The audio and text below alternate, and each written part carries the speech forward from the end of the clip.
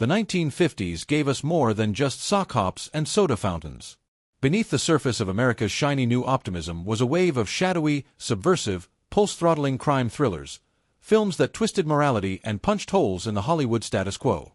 In this video, we're unearthing 5 criminally underrated 1950s thrillers that'll grip your eyeballs and never let go. If you love noir, morally messy characters, and movies where everyone is one cigarette away from disaster, stick around to the end. And hey, if this kind of deep-cut cinema is your jam, give us a like, drop a comment with your favorite overlooked noir, and subscribe for more gems from Hollywood's darker corners. This film should come with a warning label. May cause a sudden desire to commit stylish, morally doomed robberies with your significant other.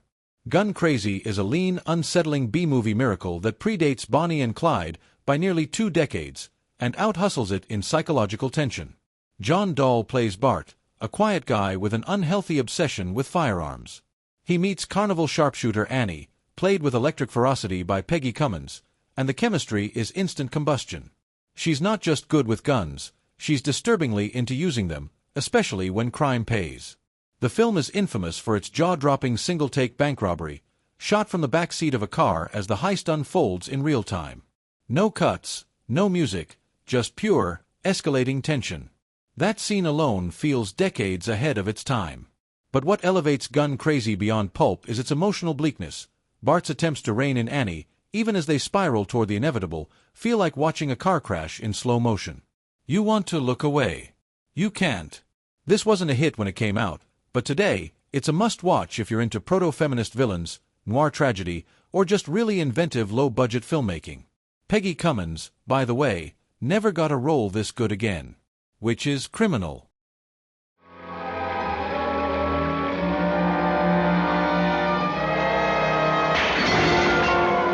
So I saved up, and one Christmas I got him a brand new BB gun.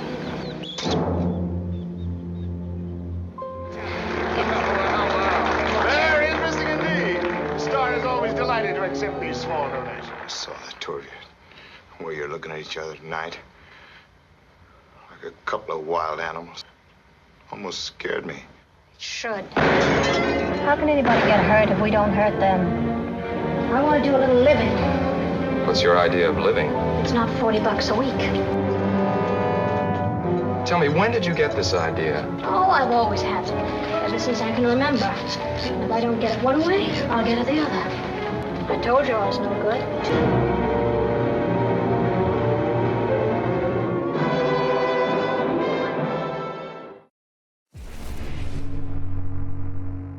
What happens when you take America's favorite tough guy, force him into a button-down shirt, and make him terrifying? You get The Desperate Hours, a home invasion thriller that still makes your skin crawl, because it could happen to anyone. Based on a real-life incident, which was later turned into a Broadway play before becoming this film, the story traps an average suburban family in their own home, held hostage by 3 escaped convicts led by a ruthless, calm-faced Bogart. Yes, this is the rare movie where Bogart plays the villain, and it is unnerving. He's no snarling madman, he's polite, even charming, but he radiates a constant threat of violence. Frederick March, as the patriarch trying to outwit his captors, gives a performance that simmers with repressed fury and growing panic. Every scene feels like a pressure cooker with a faulty lid. Wyler's direction keeps the house claustrophobic and the camera movements minimal, letting the actors and script do the heavy lifting. This one got great reviews but was quickly forgotten in Bogart's broader legacy. Don't let that happen again.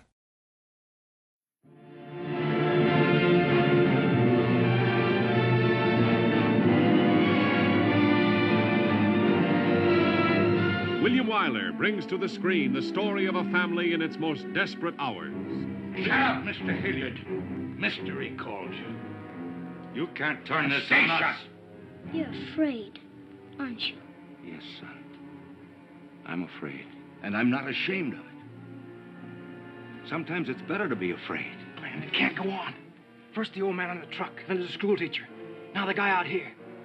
Somebody's gonna get wise. Our job is to help you. Then get away from here. Take your men, your guns, your lights, and get away. There's been a murder in my county. The papers are beginning to scream. That's the way it is, that's all. You do as I say.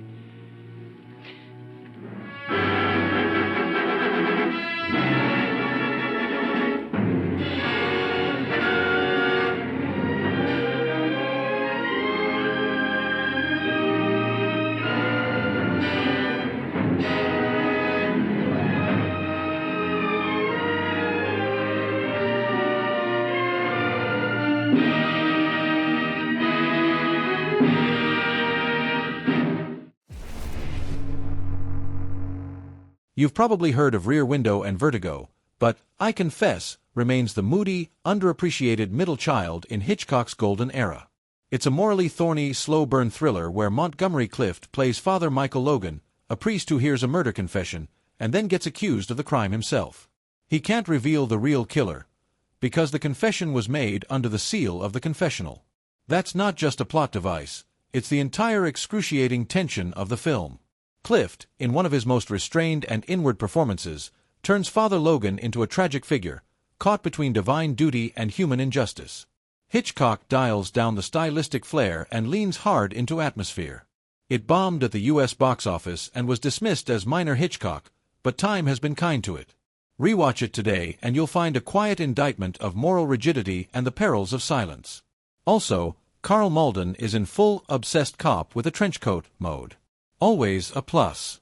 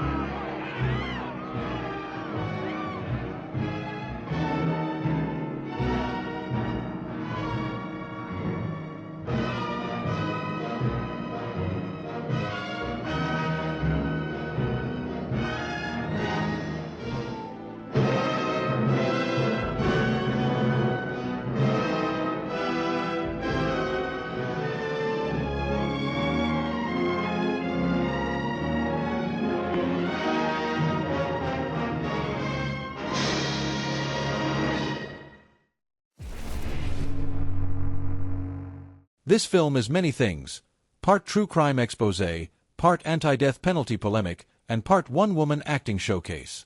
Based on the real case of Barbara Graham, a woman executed in 1955 for a murder she may not have committed, I Want to Live features Susan Hayward going absolutely thermonuclear in a performance that earned her an Academy Award.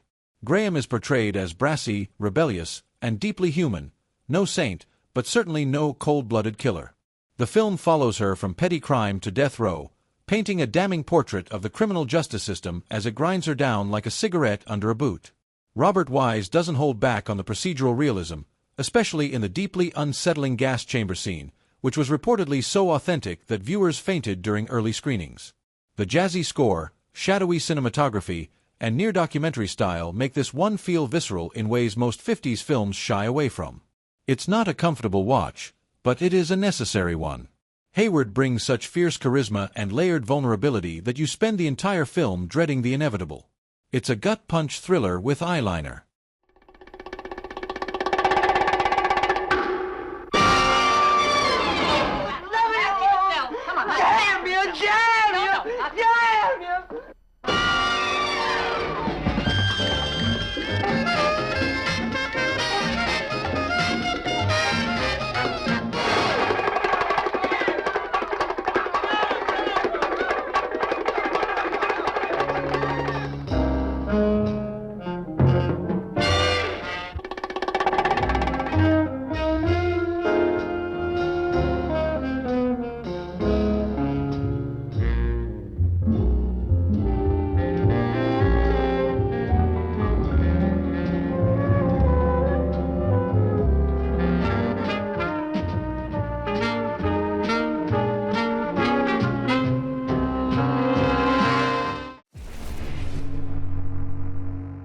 This is the courtroom dramas that dared to say, hey, what if everyone involved is kind of a dirtbag and the truth is just a legal strategy?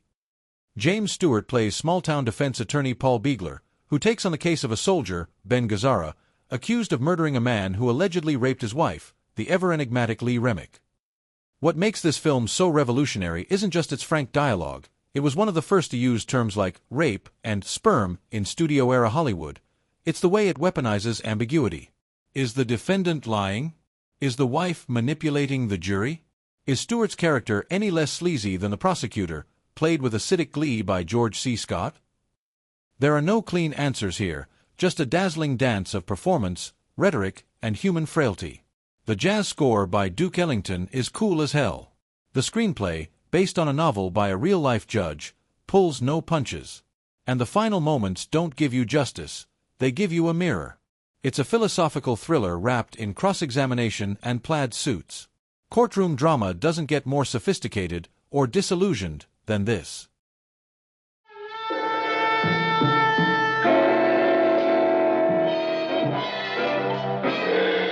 Oh, it's common knowledge in Thunder Bay you were living with Quill? It's not true. Barney Quill was...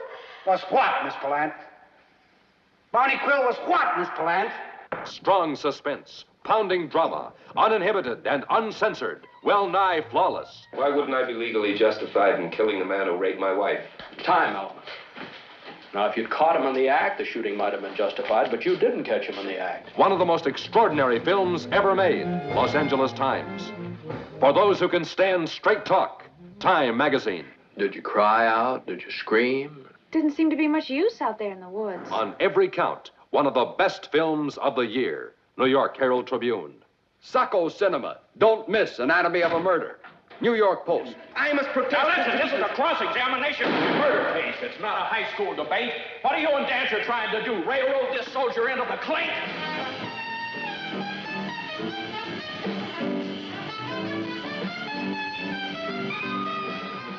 Think we missed a noir classic? Drop your picks in the comments. We're always down to discover a dusty gem. And if you're in the mood to binge more off-the-radar thrillers, check out our curated playlists of forgotten films that absolutely deserve your attention. Like, subscribe, and keep your flashlight handy. Noir never dies, it just hides in better shadows.